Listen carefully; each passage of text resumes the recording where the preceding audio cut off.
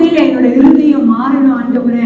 அப்பா, நான் எப்பொழுதும் இருக்கிற வண்ணமாக இல்லாமல் என்னோட வாழ்க்கையில நான் அடுத்த நிலைமைக்கு போகணும். ஆவிக்குரிய வாழ்க்கையில எல்லா நிலைமையிலும் நான் அடுத்த நிலைமைக்கு நான் போகணும் ஆண்டவரே. நீங்க பேசுங்க ஆண்டவர்கிட்ட, பேசுங்க. அப்பா, நாங்க மாறணும் ஆண்டவரே. எங்க சரீரத்துல சுகம் உண்டாகணும். எங்க வாழ்க்கையில ஒவ்வொரு ஏரியாலையும் எல்லாவற்றிலும் நாங்க விடுதலையோடு கூட வாழணும் ஆண்டவரே. உமக்கு நன்றி செலுத்துகிறோம் அப்பா. நன்றி இயேசுவே, எங்களோடு கூட நீர் பேசுகிற தெய்வமாக இருக்கிறேன். உமக்கு நன்றி. இயேசுவை மூலம் ஜெபம் கேளும் பிதாவே. ஆமென், ஆமென். இந்த மாதம் முழுவதும் நாம எதை பத்தி பேசிட்டு இருக்கிறோம்? சுகத்தை பற்றி, தெய்வீக சுகத்தை பற்றி நம்ம பேசிட்டு இருக்கிறோம். வாக்கிங் இன் டிவைன் ஹெல்த், ஒரு தெய்வீக சுகத்துல நம்ம எப்படி நடக்க போகிறோம் அப்படின்னு சொல்லி நம்ம ஆக்சுவலி இந்த மாதம் முழுவதும் நம்ம பார்த்திருக்கிறோம். இதோட இன்னைக்கு கடைசி. ஓகே, அதற்காக முடிஞ்சிச்சு. இதுக்கு மேல நான் சுகத்துக்காக ஜெபிக்க வேணாம். இல்ல, நம்ம கேட்ட வார்த்தைகள், இந்த 4 வாரமும் நம்ம கேட்ட வார்த்தைகளை பிடித்து கொண்டு வாழ்நாள் முழுவதும் ஓடும். ஆமென். வாழ்நாள் முழுவதும் ஆண்டவரே, இந்த வார்த்தை எனக்காக நீர் கொடுத்தீர், இதை நான் பெற்றுக்கொண்டு நான் என் வாழ்நாள் முழுவதும் நான் ஓடணும் சொல்லி நாம ஒவ்வொரு நாளும் நம்ம ஜெபிக்கணும். ஆமென். ஓகே, நம்ம கடைசி நாட்கள்ல வாழ்ந்து கொண்டிருக்கிறோம். எத்தனை பேருக்கு தெரியும் கடைசி நாட்கள்ல வாழ்ந்துட்டு இருக்கோம்? அப்ப கடைசி நாட்கள்ல நான் வாழ்ந்துட்டு இருக்கிறேன்னா, நம்ம ஏனோ தானோ என்று வாழுகிற நாட்கள் முடிந்து விட்டது. நான் சொந்த இஷ்டத்துக்கு என் இருதயம் போன போக்குல நான் வாழ்ந்த நாட்கள் எல்லாம் முடிஞ்சிருச்சு. இனிமே நான் எப்படி வாழணும்னா, ஆண்டவரே உம்முடைய வார்த்தையில வேர் ஊன்றி நான் ஆழமாக போய் அதுல நிக்கிறவங்களா நான் வாழணும். ஆமென். ஏன்னா வேரூன்றி போகாதவர்கள் எப்படி ஒரு சின்ன காற்று அடித்தாலும் நம்ம என்ன செய்வோம்? விழுந்துருவோம். அப்ப நம்ம என்ன ஜெபிக்கணும்? ஒவ்வொரு நாளும் உங்களுடைய வார்த்தையில நான் இன்னும் ஆழமாக நான் போகணும், உண்மை இன்னும் அதிகமாக நான் அறிந்து கொள்ளணும், உண்மை இன்னும் அதிகமாக உம்மோடு கூட நான் நெருங்கி வரணும், உண்மை இன்னும் அதிகமாக நான் நேசிக்கணும். ஒவ்வொரு நாளும் நம்ம இதை ஜெபிக்கணும். ஆமென். ஒவ்வொரு நாளும் அவரிடத்துல வரும் பொழுதப்பா, உம்மோடு கூட இன்னும் அதிகமா நான் நெருங்கி வரணும். ஓகே, சோ போன 3 வாரங்கள்ல நம்ம என்ன படிச்சோம்னா, நம்ம சுகம் பெற்றுக்கொள்வது ஆண்டவருடைய சித்தம். It is God's will to heal. நான் என்ன படிச்சோன்றதை நான் கொஞ்சோண்டு சொல்லிட்டு இன்னைக்கோட மெசேஜ் ஆரம்பிக்கிறேன். நமக்கு சுகம் கிடைக்கணும்னா அது ஆண்டவருடைய சித்தம். நீங்க ஆண்டவர்கிட்ட போய், ஆண்டவரே எனக்கு சுகம் கிடைப்பது உங்களுடைய சித்தமா இல்லையான்னு நம்ம கேட்க வேண்டியதில்லை. உங்களுக்கு தெரியணும் அது ஆண்டவருடைய சித்தம். It is God's will. நாம நன்றாக வாழுவது, சுகத்தோடு தெய்வீக சுகத்துல வாழுவது ஆண்டவருடைய சித்தம். ஓகே, அப்போ வியாதியோடு கூட நம்ம சமாதானம் பண்ணக்கூடாது. வியாதி வந்துருச்சுன்னா சரி நான் சமாதானம் ஆயிடுறேன், உன் கூட நான் சேர்ந்து என் வாழ்நாள் முழுவதும் வாழ போறேன்னு சொல்லி சமாதானம் ஆகக்கூடாது. நம்ம இடத்துல இருக்கிற அதிகாரத்தை எடுத்து நம்ம என்ன செய்யணும்? அதை விரட்டணும். நான் ஒரு எக்ஸாம்பிள் சொன்னேன். ஒரு பாம்பு பாம்பு இருந்துச்சுன்னா நம்ம கேட்க மாட்டோம், ஏன் வந்த, எதுக்கு வந்த, இல்ல அடுத்தது எப்படியாவது அதை சாகடிக்கணும், அவ்வளவுதான். அது நம்ம வீட்டை விட்டு வெளியே போகணும். அப்படிதான் ஒரு ஆட்டிடியூட் நம்மளுக்கு இருக்கணும். வியாதிக்கு என்னோட சரீரத்துல இடம் இல்லை. வியாதின்னு வேதத்துல போடும் பொழுது அது எப்படி, அது என்ன குறித்து போட்டிருக்குன்னா, வியாதி என்பது ஒரு சாபம். அது ஒரு நம்மை முடக்கி நம்மை கட்டுக்குள்ளாக வைத்திருக்கிற ஒன்று. நம்மளால ஃப்ரீயா எதையும் செய்ய முடியாது. அப்போ அது நம்முடைய வாழ்க்கையில நம்ம அனுமதிக்க விடக்கூடாது. இன்னைக்கு வியாதின்னு சொல்லும் போது அநேகர் எதற்கு பயப்படுறாங்க? அது வியாதி வந்துருச்சுன்னா என்ன பயம் நம்மளுக்கு வருது? இது மரணத்தை கொண்டு போய் விட்டுருமோ? எல்லா வியாதியோட முடிவும் மரணம் தான். ஒரு சின்ன ஒரு சளியா இருக்கலாம், ஃப்ளூ, சாதாரண சளி தானே, அதை விட்டு பாருங்களேன். அதை ட்ரீட் பண்ணாம அதை ப்ராப்பரா அதை ஒழுங்கா நம்ம அதை அப்படியே விட்டுட்டு அது வரட்டும் அப்படின்னு சொல்லிட்டு விட்டுட்டு போனோம்னா அதுவும் ஏதாவது ஒரு வியாதியில கொண்டு போய் முடியும். இன்னைக்கு அநேகருக்கு வியாதி அப்படின்னு சொல்லும் போது என்ன பயம் வருதுன்னா, மரண பயம் வருகிறது. ரைட்? வியாதி வந்துருச்சுன்னா நம்ம மறித்து விடுவோம். இந்த வியாதியை நான் சரி செய்யல, இது எதெல்லாம் பண்ணலைன்னா நம்ம என்ன செய்வோம்? மறித்து விடுவோம். நம்ம வியாதி வந்துதான் மறிக்கணும்ன்ற அவசியம் கிடையாது. தெரியுமா உங்களுக்கு? இன்னைக்கு அநேகரோட தாட் என்ன தெரியுமா? மரணம் அப்படின்னா அது வியாதி வந்தாதான் மரணம், இல்லாட்டி மரணம் இல்லை. அப்படி கிடையாது. நம்ம இயேசு கிறிஸ்து எப்படி மரித்தார்? அவர் சிலுவையில் அவர் அடிக்கப்பட்டு மரிக்கும் பொழுது அவர் எப்படி மரித்தார்? தன்னோட ஆவியை ஒப்பு கொடுத்தார். ஆவி நம்மளை விட்டு பிரியும் பொழுது நாம மறித்து விடுகிறோம். ஓகே, ஜேம்ஸ் chapter 2 verse 26, யாக்கோபு 2வது அதிகாரம் 26வது வசனம். அப்படியே ஆவி இல்லாத சரீரம் செத்ததா இருக்கிறது. எப்படி மரணம் வருகிறது? நம்முடைய ஆவி நம்மளை விட்டு வெளியே போகும் பொழுது நம்முடைய சரீரம் செத்ததாக மாறிவிடுகிறது. அவ்வளவுதான். வியாதி வந்துதான் மறிக்கணும்னு கிடையாது. ஆவி, இயேசு கிறிஸ்து எப்படி மரித்தார்? தன்னோட ஆவிய அவர் ஒப்பு கொடுத்தார். அப்போதான் அவருக்கு மரணம் வந்தது. சோ மரணத்துக்கு நம்ம பயப்படக்கூடாது. பக்கத்துல பார்த்து மரணத்துக்கு பயப்படக்கூடாது. மரணத்துக்கு நம்ம பயப்படவே கூடாது. ஏன்னா அந்த பயம் இருக்கதான் இதெல்லாம் என்ன செய்து நமக்கு வர ஆரம்பிக்கும். சோ மரணத்துக்கு நம்ம ஒரு நாளும் பயப்படக்கூடாது. ஏன்னா நம்முடைய வாழ்க்கை நமக்கு நிச்சயமா தெரியும். இது முடிஞ்ச உடனே யாரு எங்க போக போகுது? ஆண்டவரிடத்துல போக போகுது. அவ்வளவுதான். We are going to enjoy அவருடைய சமூகத்துல அவ்வளவு சந்தோஷமா நம்ம இருக்க போறோம். சோ இன்றைக்கு நமக்கு அந்த அப்படிப்பட்ட பயம் நம்மளை விட்டு போக வேண்டும். அப்போ சுகம் அப்படின்னா நம்ம என்ன நினைக்கிறோம்? சரீரத்தை தான் நான் பார்க்கிறேன். எப்படி இருக்கீங்க? சுகமா இருக்கீங்களா? நல்லா இருக்கேன், கை கால் நல்லா வேலை செய்து எல்லாம் நல்லா இருக்கு. அப்படி இல்லை. சுகம் அப்படின்னு சொல்லும் போது, பலன் அப்படின்னு சொல்லும் போது, இட் இஸ் a wholesomeness. ஆவி, ஆத்துமா, சரீரம். இந்த மூன்று சுகமா இருக்கணும். புரியுதா சொல்றது? எதெல்லாம் சுகமா இருக்கணும்? ஆவி, ஆத்துமா, சரீரம். இந்த மூன்றுமே சுகமா இருக்கிறது தான் சுகம் அப்படின்னு சொல்லி நம்மளால சொல்ல முடியும். 1 தெசலோனியர் 5வது அதிகாரம் 23வது வசனம், சமாதானத்தின் தேவன் தாமே உங்களை முற்றிலும் பரிசுத்தமாக்குவாராக. முற்றிலும் சொல்லுங்க, முற்றிலும். முற்றிலும் பரிசுத்தமாக்குவாராக.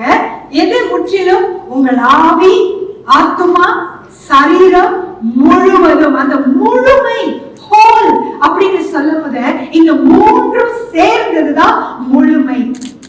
புரியுதா? இந்த மூன்றும் சேர்ந்த ஆவி, ஆத்துமா, சரீரம் எல்லாமே நன்றாக முழுமையாக அது இருக்க வேண்டும். சரீரம் முழுவதும் நம்முடைய கர்த்தராகிய இயேசு கிறிஸ்து வரும்போது குற்றமற்றதா இருக்கும்படி காக்கப்படுவதாக. You have to protect your spirit, soul and body. நம்முடைய ஆவி, ஆத்துமா, சரீரம் இந்த மூன்றையும் நம்ம என்ன செய்யணுமா? காக்க வேண்டும். இன்னைக்கு சரீரத்தை மட்டும் தான் நம்ம நல்லா பார்த்துக்கிறோம். எல்லாம் செய்வதெல்லாம் சரீரம் தான். ஆனா இந்த ஆவியும் ஆத்துமாவும் நல்லா இல்லைன்னா சரீரமும் நல்லா இருக்காது. எப்படி நான் சொல்றேன்? உங்க ஆத்துமால ரொம்ப கவலை, எப்போ ஒரே பயங்கர கவலை, வீட்டுல ஒரு சமாதானம் இல்ல, வேலை இடத்துக்கு போனா அங்கேயும் பிரச்சனை, எல்லாத்துலயும் அந்த கவலை, அந்த கவலை கவலை கவலைப்பட்டுட்டே இருந்தீங்கன்னா அது மெதுவா நம்முடைய சரீரத்துல காண்பிக்க ஆரம்பிக்கும். அது மெதுவா நம்முடைய சரீரத்துல சுகம் இல்லாமல் அது காண்பிக்க ஆரம்பிக்கும். அப்போ நம்ம என்ன செய்யணும்? ஆண்டவரே, ஒவ்வொரு நாளும் ஜெபிக்கணும். இந்த ஆவி, ஆத்துமா, சரீரம் முழுவதும் ஒரு சுகத்தோடு கூட இருக்கு. ஆமென். ஓகே, சுகத்தோடு கூட இருக்கணும் அப்படின்னு சொல்லி. அப்போ நாம நினைக்கிறோம், நம்ம மறுபடியும் பிறக்கும் பொழுது நம்முடைய ஆவி புதுமையாகிறது. எல்லாருக்கும் தெரியும்ல, மறுபடியும் பிறக்கும் எது புதுமையா மாறுது? நம்முடைய ஆவி. நம்முடைய சரீரமும் நம்முடைய ஆத்துமாவும் பழையபடியே தான் இருக்குது. அது புதுசா மாறல. குண்டா இருந்தீங்கன்னா குண்டாதான் இருப்பீங்க. உயரமா இருந்தா உயரமா தான் இருப்போம். நம்ம மாறல. எது மாறினது? நம்முடைய ஆவி மாறினது. இன்னைக்கு அநேக கிறிஸ்தவர்கள் ஆவி புதுமையா மாற்றப்பட்டது, ஆனா சரீரத்திலையும் ஆத்துமாவிலையும் வியாதியோடு கூட இருக்கிறோம். ஆத்துமாவில எப்படி வியாதி? இன்னைக்கு அதான் நம்ம பார்க்க போறோம். எப்படி வியாதி நமக்கு வருகிறது? எப்படி வியாதி நமக்கு வருகிறது? நிறைய காரியங்கள் இருக்கு. ஆனா இன்னைக்கு நான் உங்களுக்கு 2 காரியத்தை தான் சொல்ல போறேன். ஓகே, முதலாவது, how sickness comes. நான் சொல்லும் பொழுது என்ன நடக்கும்னா, உள்ளத்துல ஏதோ புண்படுற மாதிரி, வேதனைப்படுற மாதிரி இருந்துச்சுனாலும் ஓகே, அது வேதனையா எடுத்துக்காதீங்க. Don't take it as offense. புரியுதா நான் சொல்றது? ஓகே, என்னடா இதனாலயா வியாதி வருது அப்படின்னு சொல்லி எடுக்காதீங்க. இந்த வார்த்தையை நான் கேட்கிறேன், இது எனக்கு ஆசீர்வாதமா மாறப்போகுது. ஆமென். ரைட்? அது ஒரு வேதனையா, ஒரு ஆஃபென்ஸா, இல்ல இருதயம் புண்படுறது அப்படின்னு சொல்லி நாம ஒரு ஹர்ட்டா இருக்கு, வேதனையா இருக்கு சொல்லி நாம எடுக்க போறது இல்ல.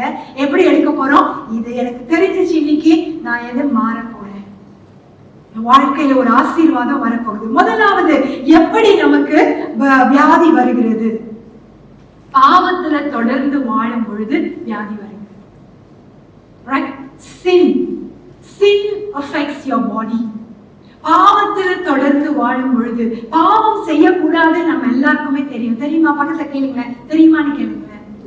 ஆனா தெரிஞ்சும் நம்ம என்ன செய்யறோம்? அநேக நேரத்துல செய்யறோம், ரைட்? ஆனா நம்ம பெர்ஃபெக்ட்டா, நம்ம பயங்கர பெர்ஃபெக்ட், நான் பாவமே செய்யல அப்படின்னு யாருமே இருக்க முடியாது.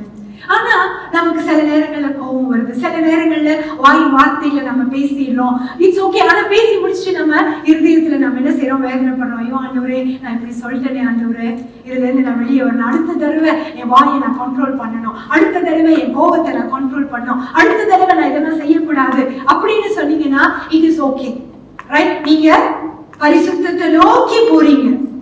ஆனா சில பேர் நான் இப்படிதான் இருப்பேன் அப்படின்னா nobody can help, ரைட்? அப்படி சொல்லக்கூடாது. ஆண்டவரே நான் மாறணும், இதுல இருந்து வெளியே வரணும் ஆண்டவரே அப்படிங்கிறது நம்ம சொல்ல. யோவான் 5வது அதிகாரம் 14வது வசனத்தை எடுப்போம். எப்படி நான் சொல்றேன்? பாவத்திலே வாழ்ந்தா வியாதி வரும் என்று. யோவான் 5வது அதிகாரத்துல நம்ம பார்க்கிறோம், தேவ ஆலயத்துக்கு முன்பாக ஒரு மனுஷனை இயேசு கிறிஸ்து சுகமாக்குகிறார்.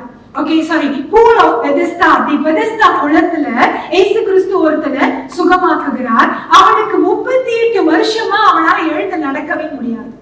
அவன் அந்த இடத்துல வெயிட் பண்றான். ஒரு தேவ தூதன் வந்து அந்த குளத்தை அந்த தண்ணீரை கிண்டி விடுவாங்க. சொன்னா போய் அதுல குதிச்சேன்னா எனக்கு சுகம் கிடைக்கும் சொல்லி அவன் வெயிட் பண்ணிட்டு இருக்கான். ஆனா அவனுக்கு கிடைக்கல. ஆனா இயேசு கிறிஸ்து அந்த இடத்துல அவன் இடத்துல வந்து அவனுக்கு சுகத்தை கொடுத்தாங்க.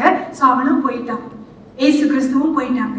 ஆனா போனதுக்கு அப்புறம் அவன் எங்க போனானா தேவ ஆலயத்துக்கு போயிருக்கிறான். அப்ப தேவ ஆலயத்துல போகும்போது இயேசு கிறிஸ்துவும் அந்த இடத்துக்கு வந்திருக்கிறாரு. அந்த இடத்துக்கு வரும் பொழுது இயேசு கிறிஸ்து அவனை பார்த்து ரெகக்னைஸ் பண்றாரு. நீதானே அந்த பெதெஸ்தா குளத்துல நான் உன்னை சுகமாக்குன, நீதானே அது, எப்படி இருக்கிற அப்படின்னு சும்மா அப்படியே ஜாலியா அவர் கேட்டிருப்பாரு. ஆனா கேட்டுட்டு இயேசு கிறிஸ்து அவன் இடத்துல என்ன சொல்றாரு பாப்போம். அதற்கு பின்பு இயேசு அவனை தேவாலயத்தில் கண்டு, இதோ நீ சொஸ்தமானாய், you have received your healing, உனக்கு சுகம் கிடைச்சிருச்சு, இப்ப எப்படி இருக்கிற? நீ சுகமா இருக்கிற. ஆனா அதுக்கப்புறம் ஆண்டவர் என்ன சொல்றாரு பாருங்க, அதிக கேடானதொன்றும் உனக்கு வராதபடி இனி பாவம் செய்யாதே என்றார். இவ்வளவு நாள் வியாதியில இருந்த, இந்த வியாதி உனக்கு சுகமாயிருச்சு. ஆனா இந்த வியாதியை விட இன்னும் அதிகமான ஒரு பெரிய வியாதி உனக்கு வராதபடிக்கு இனி நீ பாவம் செய்யாதே. புரியுதா? அந்த பாவத்திலேயே செய்யக்கூடாது என்று தெரிந்தோம், நம்ம அதிலேயே உட்கார்ந்து இருக்க கூடாது. இந்த இடத்துல வேதத்துல பார்க்கும் போது திட்டவட்டமாக ஆண்டவர் சொல்லுகிறார், நம்ம பாவத்துல தொடர்ந்து இருந்தோம்னா விட்டு போன வியாதியை இன்னும் அதிகமாக வந்து விடுகிறது.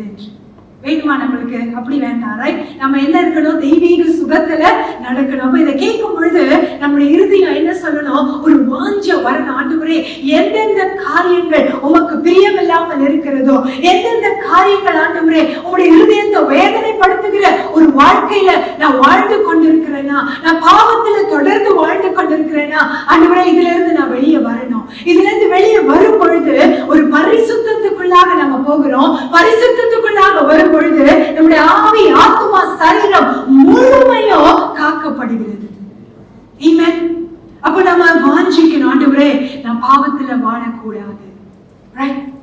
ஒவ்வொரு யாராவது பாவத்துல இருந்தா கூட நாம என்ன செய்யணும்? அவங்கள்ட்ட போய் நீ ஒரு பாவி, நீ நரகத்துக்கு போயிருவ அப்படின்னு சொன்னோம்னா அவங்க என்ன செய்வாங்க? நம்மளை விட்டு ஓடி போயிருவாங்க. நீ ஏன் இப்படி இருக்கிற? ரைட்? அப்ப ரெண்டு பேரும் சேர்ந்தே நம்ம என்ன செய்வோம்? நரகத்துக்கு போவோம் தான் நினைப்பாங்க. இல்ல, அவருடைய அன்பு அவங்களுக்கு சொல்லிக் கொடுக்கணும். ஆனா இங்க உட்கார்ந்து இருக்கிற நாம அவனுடைய அன்பு அறிந்த ஜனங்கள் தொடர்ந்து நம்மளால பாவத்துல இருக்க முடியாது. உண்மையா ஆண்டவரை ஏற்றுக்கொண்டு ரட்சிக்கப்பட்ட ஜனங்கள் தவறு என்று தெரிந்தோ அவர்களால தவறுல தொடர்ந்து இருக்க முடியாது. நம்முடைய மனசாட்சி குற்றப்படும். ஆண்டவரே நான் இதுல இருந்து வெளியே வரணும், இந்த காரியம் எனக்கு நடக்க கூடாது என்று. ரைட்? முதலாவது என்ன சொல்ல? sickness comes through sin. இரண்டாவது காரியம், இதுதான் முக்கியமான காரியம். இந்த முதல் காரியத்துல நாம எல்லாருமே தப்பிச்சிருவோம். ரைட்? தெரிஞ்சு யாரும் எனக்கு ரொம்ப நான் இப்படிதான் இருப்பேன், இந்த பாவத்துல தான் இருப்பேன்னு சொல்லி நாம யாரும் அப்படி இருக்கிற ஜனங்கள் கிடையாது. ஆனா அந்த இரண்டாவது காரியம், இதுலதான் நம்ம நிறைய பேர் மாற்றோம். இருதயத்தின் காரியங்கள், things in your heart, நம்முடைய இருதயத்துல இருக்கிற காரியங்கள். கொள்ளுங்கள். ஓகே, நம்ம நல்லா கவனிங்க. யாக்கோபு, ஜேம்ஸ் சாப்டர் 3, 3வது அதிகாரம். யாக்கோபு 3வது அதிகாரம். வீட்டுல போய் இது ஒரு ஹோம்வொர்க்கா செய்யுங்க. யாக்கோபு 3வது அதிகாரம், 4வது அதிகாரம், 5வது அதிகாரம், 3 அதிகாரத்தையும் நீங்க படிக்கணும். ஹோம்வொர்க் செய்வீங்களா? பிள்ளைங்களுக்கு ஹோம்வொர்க் டீச்சர் கொடுத்தா செய்யணுமா செய்யக்கூடாதா? கரெக்ட் செய்யணும். ஓகே, இப்ப நான் உங்களுக்கு ஒரு ஹோம்வொர்க் கொடுக்குறேன். என்னது? வீட்டுல போய் யாக்கோபு 3வது அதிகாரம், James chapter 3 verse chapter 4 chapter 5, 3 அதிகாரத்தையும் நீங்க வீட்டுல போய் படிக்கணும். ஓகே, இந்த 3 அதிகாரத்துல 3வது அதிகாரத்துல யாக்கோபு இப்படி ஆரம்பிக்கிறார். 14வது வசனத்துல, உங்கள் இருதயத்தில். ரைட்? யாரோட இருதயத்துல? உங்கள்னா யாரு? என்னோட இருதயத்துல. ரைட்? என்னுடைய இருதயத்துல. பக்கத்துல பார்த்து சொல்லுங்க, என்னோட இருதயத்துல. உங்கள் இருதயத்தில் கசப்பான வைராக்கியத்தையும், நம்பர் 1 என்ன இருக்கக்கூடாது? கசப்பு இருக்கக்கூடாது, வைராக்கியம் இருக்கக்கூடாது. கசப்பான வைராக்கியத்தையும், உங்க கூட பேச மாட்டேன்னா நான் பேச மாட்டேன், வைராக்கியம். அது நமக்கு இருக்கக்கூடாது. கசப்பான வைராக்கியத்தையும் விரோதத்தையும். நீங்க நான் சொல்ற காரியத்தெல்லாம் நீங்க எழுதி வச்சு யோசிங்க, யார் மேலதான் எனக்கு விரோதம் இருக்கு. விரோதத்தையும் வைத்தீர்களானால் நீங்கள் பெருமை பாராட்டாதிருங்கள், சத்தியத்திற்கு விரோதமாய் பொய் சொல்லாமல் இருங்கள். 15வது வசனம், இப்படிப்பட்ட ஞானம் பரத்திலிருந்து இறங்கி வருகிற ஞானமாய் இராமல். என்ன? கசப்பான வைராக்கியம் இருந்தா அது ஆண்டவரிடத்திலிருந்து வரல. எத்தனை கெடுதல் நமக்கு செய்தாலும், எவ்வளவு நம்மை துன்பப்படுத்தினாலும், எவ்வளவு வேதனைப்படுத்தினாலும் ஒரு கசப்பான வைராக்கியம் இருக்கக்கூடாது, விரோதம் இருக்கக்கூடாது. ஏன்னா வசனம் என்ன சொல்லுது? இது பரத்தில் இருந்து, அப்படின்னா என்ன அர்த்தம்? ஆண்டவர் இடத்திலிருந்து வரல. புரியுதா நான் சொல்றது? நிச்சயமா நம்மளுக்கு யாராவது இருப்பாங்க, ஒரு முள்ளு மாதிரி நம்ம கூட குத்திக்கிட்டே இருப்பாங்க. விட்டு போய் தூரமா இருந்தா கூட அந்த சிந்தனை முள்ளு மாதிரி நம்மளை குத்திக்கிட்டே இருக்கு. இப்படி பண்ணிட்டாங்களே, இப்படி பேசிட்டாங்களே, இப்படி செஞ்சிட்டாங்களே. அந்த விரோதம் நமக்கு இருக்கக்கூடாது. இது என்னவா? பரத்திலிருந்து இறங்கி வருகிற ஞானம் அல்ல. This is not a wisdom from God. இப்படி ஒரு சிந்தனை இருந்துச்சுன்னா இது ஆண்டவரிடத்திலிருந்து நமக்கு வரல. லௌகீக சம்பந்தமானது, அப்படின்னா இந்த உலக சம்பந்தமானது. கசப்பு இருந்துச்சுன்னா, வைராக்கியம் இருந்துச்சுன்னா, விரோதம் இருந்துச்சுன்னா உலகத்தின் சம்பந்தமானது. அது எப்படிப்பட்டதா? ஜென்ம சுவாபத்தை குறித்தும் பேய்த்தனத்துக்கு அடுத்ததுமா இருக்கிறது. இங்கிலீஷ்ல பாத்தீங்கன்னா இட்ஸ் டிமோனிக். பிசாசுனா யாருக்கு பிடிக்கும்? யாருக்குமே பிடிக்காது. நம்ம என்ன செய்வோம்? பிசாசு பிடிச்சவங்களை பிடிச்சி ஓட்டுவோம். வெளிய போ, பிசாசு உனக்கு இந்த உடம்புல இருக்க அனுமதி கிடையாது. ஆனா இங்க வசனம் என்ன சொல்லுது? என்ன சொல்லுது? கசப்பு, வைராக்கியம், வேற என்னது? விரோதம் இருந்துச்சுன்னா அது என்னவா? பேய் தன்மையா? Demonic. It is demonic wisdom. அப்படிப்பட்ட காரியம் நமக்கு இருக்க கூடாது. 16வது வசனம், வைராக்கியமும் விரோதமும் எங்கே உண்டோ அங்கே கலகமும் சகல துர்செய்கைகளும் உண்டு. வைராக்கியம் எங்க இருக்குதோ, விரோதம், யார் மேலேயாவது எனக்கு விரோதம், அவங்க உண்மையிலேயே உங்களுக்கு நிறைய தவறான காரியத்தை செஞ்சிருக்கலாம், உண்மையிலேயே உங்களை வேதனைப்படுத்தி கண்ணீர் விட்டு உங்களோட வாழ்க்கையில அநேக லாஸ் அவங்களால வந்திருக்கலாம். விரோதம் எங்கே உண்டோ அங்க என்ன இருக்குமா? கலகம் இருக்கும். கலகம் இருக்கிற இடத்துல ஆண்டவருடைய பிரசன்னம் இருக்குமா? இருக்காது. ஆண்டவருடைய பிரசன்னம் இருக்கிற இடத்துல சுகம் இல்லாத இடத்துல சுகம் இருக்குமா? இருக்காது. ரைட்? எங்கே வைராக்கியமும் விரோதமும் எங்கே உண்டோ அங்கே கலகமும் சகல துர்செய்கைகளும் உண்டு. போன வாரங்களெல்லாம் நம்ம படிச்சது துர்செய்கைகள். துர்செய்கைகள் அப்படின்னு சொல்லும்போது வியாதி என்பது ஒரு evil thing. It is a trouble. Right? அப்ப அது இருக்கக்கூடாது. அப்ப இது இருக்கக்கூடாதுன்னா எதெல்லாம் இருக்கக்கூடாது? வைராக்கியம் இருக்கக்கூடாது, விரோதம் இருக்கக்கூடாது, கசப்பு இருக்கக்கூடாது.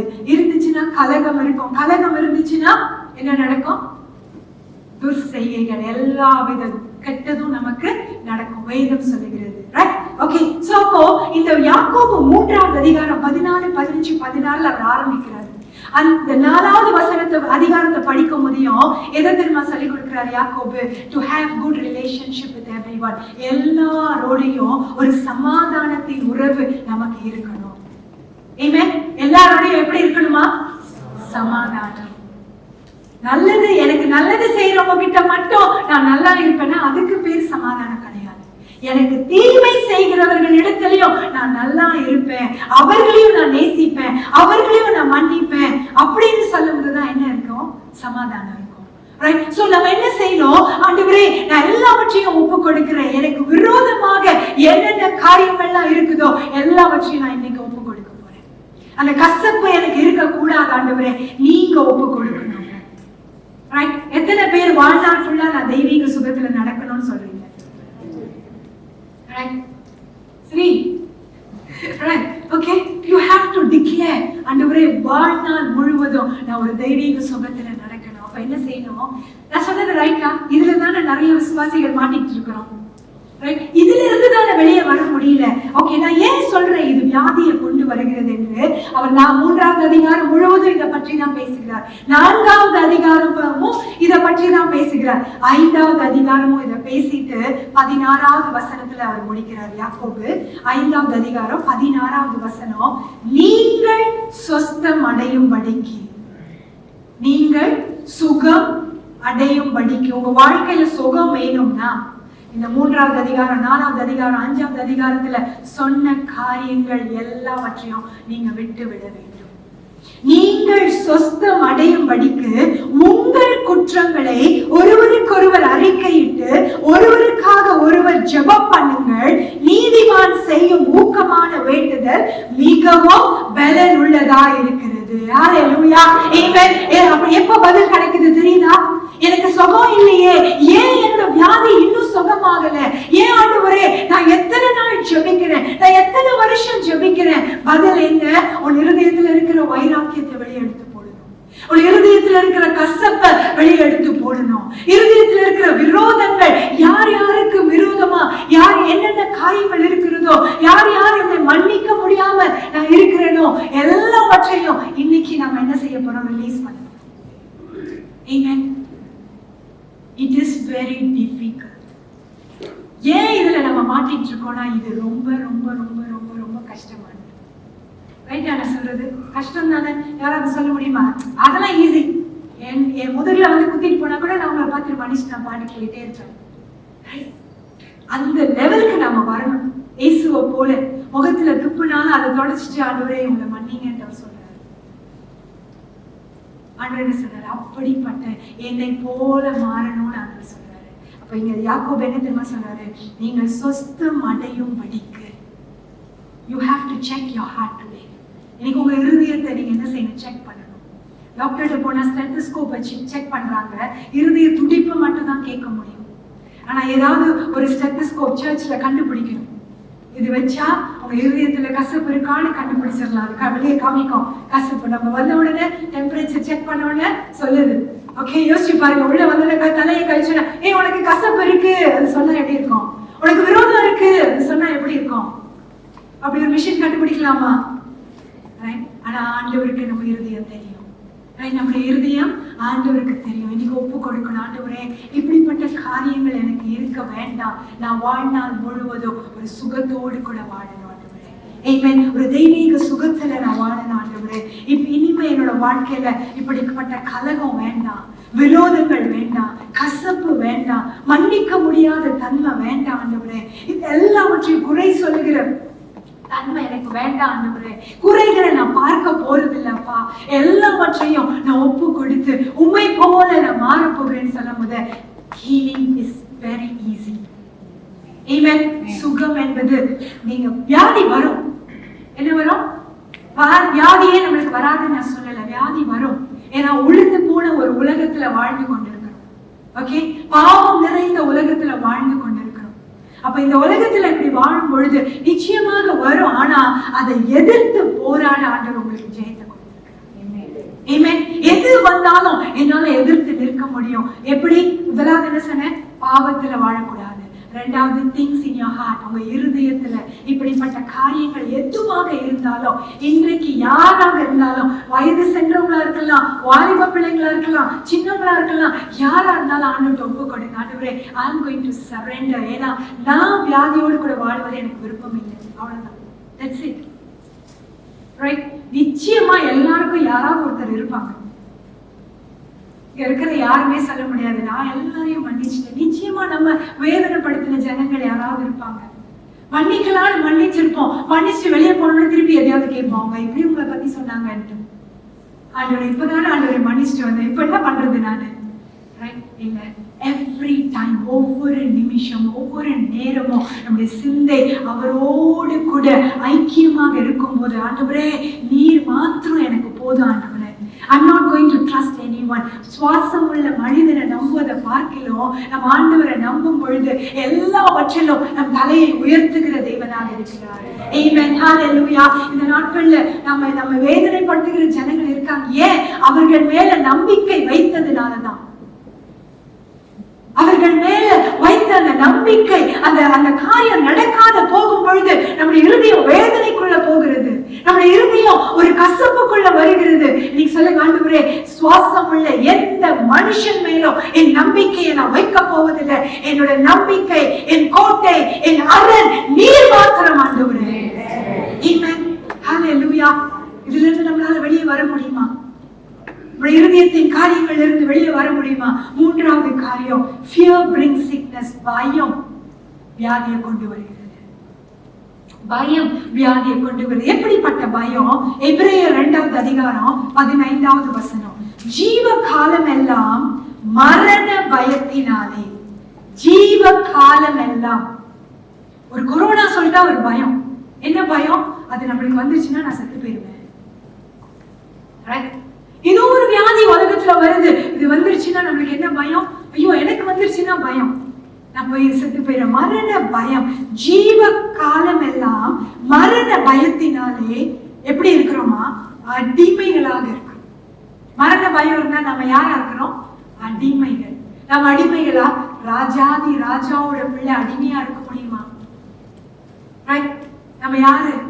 ராஜாதி ராஜா, இந்த உலகத்தை சிருஷ்டித்தவரோட பிள்ளை. நம்ம அடிமையா இருக்க முடியுமா? ராஜாவோட பிள்ளை, பிரின்சஸ் ஆஃப் பிரின்ஸ்.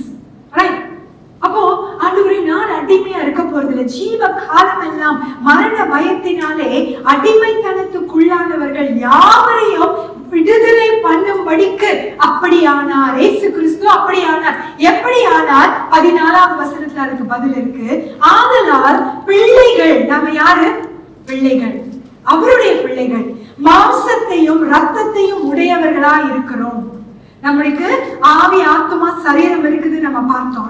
அவரும் அவர்களை போல, இயேசு கிறிஸ்துவ பற்றி போட்டிருக்கு, இயேசு கிறிஸ்துவோ பிள்ளைகளை போல மாம்சத்தையும் ரத்தத்தையும் உடையவரானார். மரணத்துக்கு அதிகாரியாகிய யாரு? பிசாசு. யார் மரணத்துக்கு அதிகாரியா இருந்தது? பிசாசு. மரணத்துக்கு அதிகாரியாகிய பிசாசானவனை தமது மரணத்தினாலே அழிக்கும்படிக்கு, அந்த மரணத்துக்கு அதிபதியாகிய இருந்த பிசாச இயேசு கிறிஸ்து சிலுவையில மரித்து அந்த அதிகாரத்தை அவனை விட்டு எடுத்துட்டார். நமக்கு நித்திய ஜீவனை கொடுத்திருக்கிறார், மரணத்தை கொடுக்கல. பக்கத்துல பார்த்து சொல்லுங்க, மரணத்தை கொடுக்கல. அப்படின்னா மரணமே இல்லையா? மரணம் இருக்கு. நம்முடைய ஆவியை நம்ம ஒப்பு கொடுக்கும் போது, ஆண்டவரே நான் வருகிறேன், உங்களுடைய என்னோட வீட்டிற்கு நான் வருகிறேன், அப்படி சொல்லி ஒப்பு கொடுக்கும் பொழுது நம்ம என்ன செய்யறோம்? மரித்து போகிறோம். என்னோட அம்மாவோட அக்கா, கூட பிறந்த அக்கா, மூத்த சகோதரி, நான் ஏற்கனவே நிறைய வாட்டி சொல்லியிருக்கேன். அவங்க எனக்கு தெரிஞ்ச நாள்ல இருந்து அவங்க வெறும் ஜெபம் தான். வாழ்நாள் முழுவதும் அவங்க வேற எதையுமே செஞ்சு நான் பார்த்ததே கிடையாது. வேதத்தை படிப்பாங்க, ஜெபிப்பாங்க, வேதத்தை படிப்பாங்க, ஜெபிப்பாங்க. அப்போ அவங்களுக்கு ஒரு ஆல்மோஸ்ட் 90 இயர்ஸ், 90 வயது ஆகும் பொழுது அவங்க மகன் வீட்டுக்கு போயிருந்தாங்க. மகன் வீட்டுக்கு போயிருக்கும் பொழுது அந்த ராத்திரி மகன் அவங்கள்ட்ட பேசிட்டு போகும்போது அவங்க மகன்கிட்ட சொன்னாங்களா, ஐயா நான் நாளைக்கு வீட்டுக்கு போக போறேன், going to go home. நாளைக்கு நான் வீட்டுக்கு போக போறேன். அவங்க இருந்த வீடு வேற ஒரு கிராமத்துல, அவங்க வேற ஒரு இடத்துல இருந்தாங்க. அப்ப மகன் சொன்னாங்க, அம்மா நீங்க போக வேண்டாம், நாளைக்கு நீங்க எங்க கூடயே இருங்கம்மா, உங்க வீட்டுக்கு போக வேணாம், நீங்க இங்கேயே தங்கிருங்கம்மா அப்படின்னு. அப்போ அவங்க அம்மா சிரிச்சிருக்காங்க, ஜஸ்ட் ஒரு ஸ்மைல் பண்ணிட்டு சரி காலையில பாப்போம்னு சொல்லிட்டு படுத்துட்டாங்க. காலையில எப்பொழுதும் மகன் வேலைக்கு போக முன்னால அம்மா எழுந்துருவாங்க, அன்னைக்கு எழுந்திருக்கல. என்ன அம்மா எழுந்திருக்கலன்னு சொல்லி அவங்க போய் பார்த்தாங்கன்னா அந்த அவங்க அம்மா, நம்முடைய வீடு எங்க? ஆண்டவருடைய பாதத்துல. ரைட், ஆமென். அப்போ மரணம் என்கிற அந்த அதிகாரத்தை இயேசு கிறிஸ்து சிலுவையில மறித்து அவர் எடுத்து விட்டார். இனி நமக்கு பயம் இருக்க கூடாது. தேவன் நமக்கு பயமுள்ள ஆவிய கொடுக்கல. எதுக்கு எடுத்தாலும் பயம். ரைட், அப்படிப்பட்ட பயமுள்ள ஆவியை ஆண்டவர் நமக்கு கொடுக்கல. ஏன்னா பயம் வரும் பொழுது அநேக கதவுகளை திறந்து வியாதியை உள்ள கொண்டு வருது. இன்னைக்கு கொரோனா வைரஸ்னால இத்தனை பேர் மறித்து போறாங்க. ஏன் தெரியுமா? அவ்வளவு பயம் அவங்களுக்கு. என்ன வந்துரும், என்ன அட்டாக் பண்ணிரும் சொல்லி சொல்லி சொல்லி அது என்ன செய்யும்? It attracts them. அதை இழுக்குது அவங்களுக்கு. அது அவங்களுக்கு அப்படியே வந்துருது. இல்ல, பயம் நமக்கு இருக்கக்கூடாது. இன்னும் நிறைய காரியங்கள் இருக்கு, நான் எல்லாத்தையும் இன்னைக்கு சொல்லல. இன்னொன்னு கடைசியா ஒண்ணு, we have to take care of our body. நம்முடைய சரீரத்தை நாம பாதுகாக்கணும். அப்படின்னு ஒரு எக்ஸாம்பிள் சொல்றேன். இந்த சரீரத்துக்கு எவ்வளவு இனிப்பு சாப்பிடணும்னு ஆண்டவர் உருவாக்கி இருக்கிறார். இவ்வளவுதான் நீ இனிப்பு சாப்பிடணும், இவ்வளவுதான் நீ இதை சாப்பிடணும், உப்பு சாப்பிடணும். சில பேர் பாத்தீங்கன்னா உப்பு அதிகமா சேர்த்துக் கொள்ளுவாங்க. சின்ன வயசுல இருந்து எனக்கு உப்பு பத்தல, நல்லா சமைச்சு வச்சிருப்போம், எனக்கு உப்பு பத்தல, உப்பு கொண்டு வா அப்படின்வாங்க. இல்ல ஊறுகாவை கொண்டு வா அப்படின்வாங்க. ஓகே, அப்போ நம்ம என்ன செய்யணும்? நம்ம அப்படி இருக்கும் பொழுது என்ன செய்யறோம்னா, நம்மளுடைய சிஸ்டம் ஆண்டவர் எப்படி நம்மளை உருவாக்கி இருக்கிறாரோ அதை விட்டுட்டு வெளியில போகும்போது வியாதி வருது. டெய்லி தண்ணி குடிக்கிறதுக்கு பதிலாக கொக்கோ கோலா தான். தண்ணிலாம் நாங்க குடிக்க மாட்டோம். கொக்கோ கோலா குடிக்கும் போது என்ன நடக்குது? இந்த சரீரத்துக்கு 1 ஸ்பூன் இல்ல 2 ஸ்பூன் சீனி தான் தேவைப்படுது. கொக்கோ கோலா குடிக்கும் போது 12 ஸ்பூன் சீனி எடுத்துக்கிறோம். அப்போ அந்த சிஸ்டமுக்கு அகெயின்ஸ்டா போகும்போது, நான் கொக்கோ கோலா, ஒருத்தர் கேட்டாரு, நான் சொன்னேன் கொக்கோ கோலா குடிச்சீங்கன்னா இப்படி டயபிட்டிஸ் வந்துடும், சுகர் வந்துடும். நீங்க தான் சொல்றீங்களா ஆண்டவர் சுகம் கொடுப்பாருன்னு சொன்ன. சுகம் கொடுப்பாரு. You have to be in that system. Right? அப்ப கொக்கோ கோலாவோட ஆண்டவரோட கொக்கோ கோலா வல்லமை உள்ளதா? பாருங்க கேள்வி எப்படி கேட்கிறாங்கன்னு. சார் இப்படி ஆகிய பண்ணிட்டு இருந்தீங்கன்னா அப்படியே பண்ணிக்கிட்டே உட்காந்துருங்க. அவங்க கிட்ட எல்லாம் நம்மளால பேச முடியாது. You should know என் உடம்பை, என் சரீரத்தை நான் எப்படி பாதுகாத்துக் கொள்ள வேண்டும். அதன்படி செய்யும் பொழுது எல்லாம் சரியா போகும். புரியுதா? ஓகே, சோ அதை பத்தி நான் பேசல. அதுக்கும் வசனங்கள் நிறைய இருக்கு. சரீரத்தை எப்படி பாதுகாத்துக் கொள்ளணும், மேபி வேற நான் சொல்றேன். ஓகே, கடைசியாக எப்படி நம்ம சுகத்தை பெற்றுக்கொள்ள போறோம், 2 காரியங்களை சொல்லி நான் முடிக்கிறேன். Okay, how are we going to heal? Number 1, know his name. அவருடைய நாமத்தை அறிந்தவர்களாக இருக்கணும். எப்படிப்பட்ட நாமம்? என்ன நாமம்? சங்கீதம் 91 14 இருந்து 16 வரைக்கும். Psalms 91 14 to 16. அவன் என்னிடத்தில் வாஞ்சியா இருக்கிறபடியால் அவனை விடுவிப்பேன். என் நாமத்தை சொல்லுங்க, என் நாமத்தை. என் நாமம் என்ன நாமம்? இயேசுவுக்கு நிறைய நாமங்கள் இருக்கிறது. ஒரே நாமம் இல்ல, அவருக்கு நிறைய நாமங்கள் இருக்கிறது. அப்ப சுகத்தை நான் அடையணும்னா எந்த நாமத்தை நான் அறிந்து கொள்ளணும்? என் நாமத்தை அவன் அறிந்திருக்கிறபடியால். வேதத்துல நிறைய இடத்துல ஆண்டவர் என்ன தெரியுமா செய்யறாரு? He puts mysteries. நம்ம இது சும்மா அவர் நாமத்தை அப்படி இல்ல. ஆண்டவரே இந்த இடத்துல எந்த நாமத்தை நீங்க சொல்றீங்க? என் நாமத்தை அறிந்திருக்கிறபடியால் அவனை உயர்ந்த அடைக்கலத்திலே வைப்பேன். அவன் என்னை நோக்கி கூப்பிடுவான், நான் அவனுக்கு மறு உத்தரவு அருளி செய்வேன். ஆபத்திலே நான் அவனோடு இருந்து அவனை தப்புவித்து அவனை கனப்படுத்துவேன். நீடித்த நாட்களால், ஹல்லேலூயா, நீடித்த நாட்களால் அவனை திருப்தியாக்குவேன். வியாதி இருந்தா நீடித்த நாட்கள் வாழ முடியுமா? முடியாது. சீக்கிரம் வந்து போயிடுவோம். வியாதி இருந்தா சீக்கிரம் நம்ம வீட்டுக்கு போய் சேர்ந்துருவோம். இல்ல, அப்போ ஆண்டவர் என்ன கொடுத்திருக்காரு? நீண்ட ஆயுளை உங்களுக்கு கொடுத்திருக்கிறார். பக்கத்துல பார்த்து சொல்லுங்க, நீண்ட ஆயுளை. ஆமென், ஹல்லேலூயா. விசுவாசிங்க, நீண்ட ஆயுளை கொடுத்து திருப்தியாக்கி. அப்ப என்ன நாமம் அது? என் நாமத்தை அவன் அறிந்திருக்கிறபடியால். என்ன நாமம்? Jehovah Rafah. அவர் என் பரிகாரியாகிய தேவன். நானே உன் பரிகாரியாகிய தேவன் என்ற நாமத்தை அறிந்திருக்கும் பொழுது எனக்கு நீண்ட ஆயுளை ஆண்டவர் கொடுத்திருக்கிறார். சும்மா நிறைய நாமங்கள் இருக்கு, ஆனா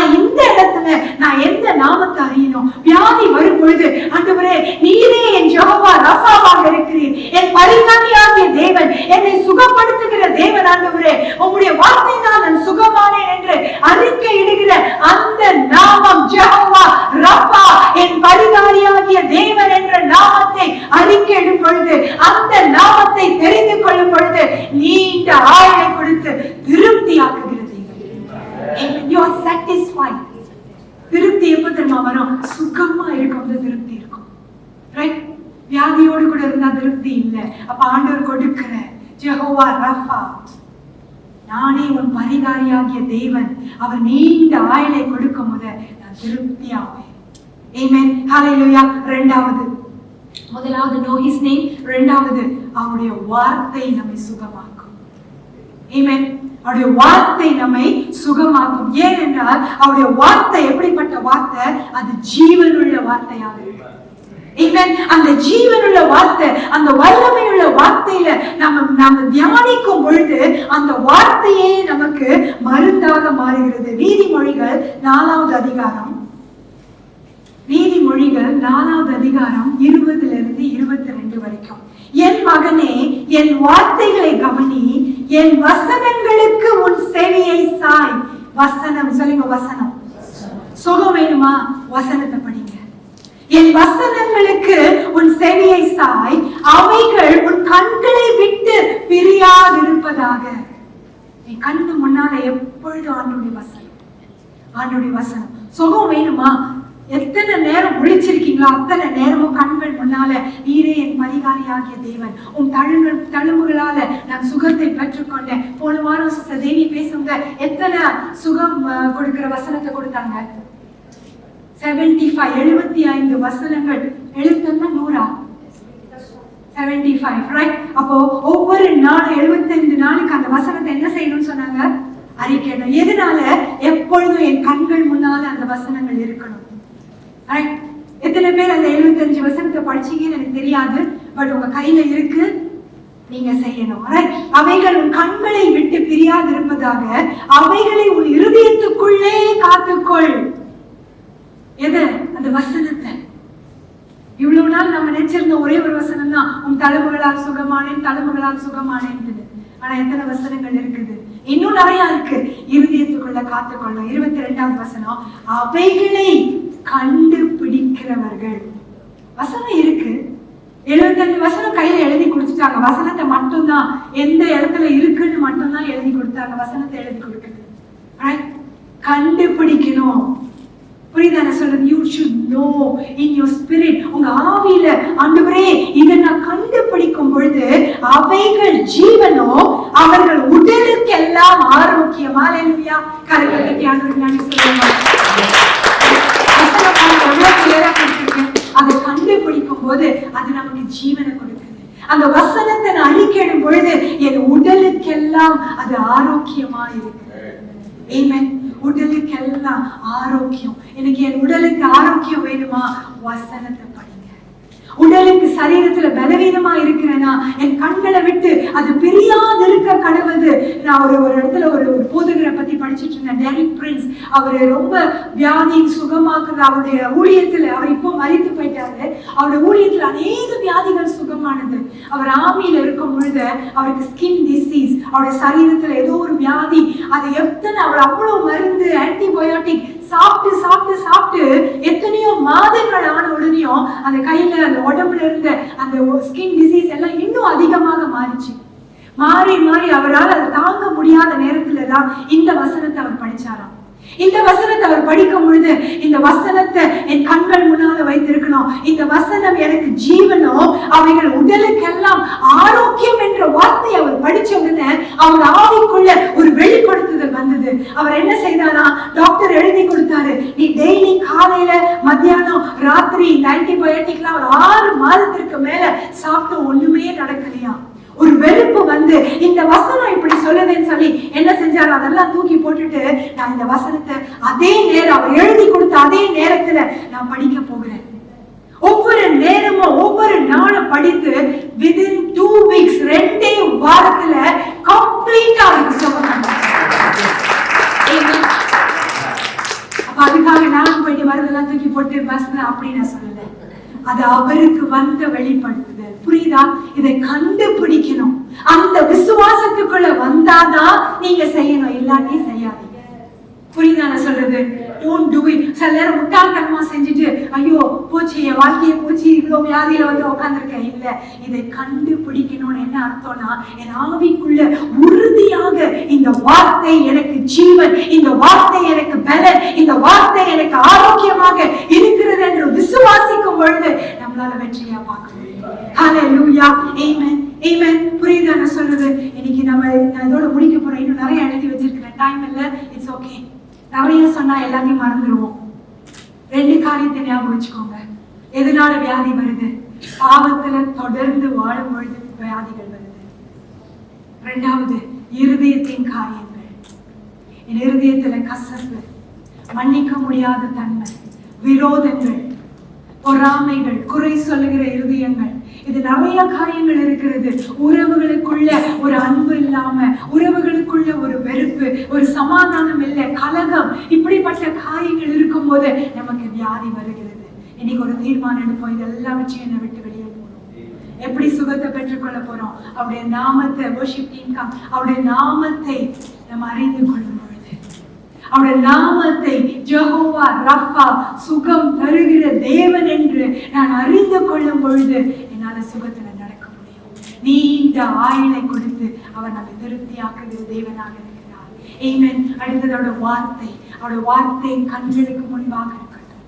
அவருடைய வார்த்தை, ஆண்டவரே உம்முடைய வார்த்தையை நான் என் இருதயத்துல காத்துக் கொள்ளுகிறேன். இந்த வார்த்தையை நான் கண்டுபிடிக்கிறேன். ஆமென். புரியுதா நான் சொல்றது? You have to find it.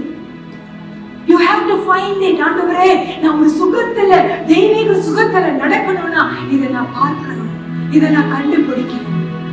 ஆமென். அப்படியே உட்கார்ந்தவனமாகவே கண்களை மூடுவோமா? இன்னைக்கு இந்த இடத்தை விட்டு நீங்க கடந்து செல்லும் பொழுது ஒரு தெய்வீக சுகத்துல நம்ம நடக்கணும். இந்த இடத்தை விட்டு worship team கொஞ்சம் ஸ்லோவா பண்ணுங்க. ஓகே, இந்த இடத்தை விட்டு நம்ம கடந்து செல்லும் பொழுது தெய்வீக சுகத்தோடு கூட நான் போக போறேன். உங்களுக்காக மட்டும் ஜெபிக்காதீங்க, உங்க குடும்பத்துக்காக ஜெபிங்க. என் குடும்பத்துல இங்க யாரும் இல்லை பாஸ்டர், நான் மட்டும்தான் வந்திருக்கேன், இட்ஸ் ஓகே. நீங்க இன்றைக்கு அவர்களுக்காக நின்று ஜெபிக்க போறீங்க, என் குடும்பத்துக்காக ஜெபிக்க போறீங்க. ஆமென். That's it. It's so simple. ஒரு தெய்வீக சுகத்துல நான் நடக்கணும்னா இதுதான். இந்த 4 வாரங்கள் தொடர்ந்து எப்படி நடப்பது என்று நம்ம பார்த்திருக்கோம். Thank you Jesus. கண்களை மூடி. யாராவது நான் பாவத்துல தொடர்ந்து நான் வாழ்ந்து கொண்டிருக்கிறேன், இந்த பாவத்திலிருந்து என்னால வெளியே வர முடியல,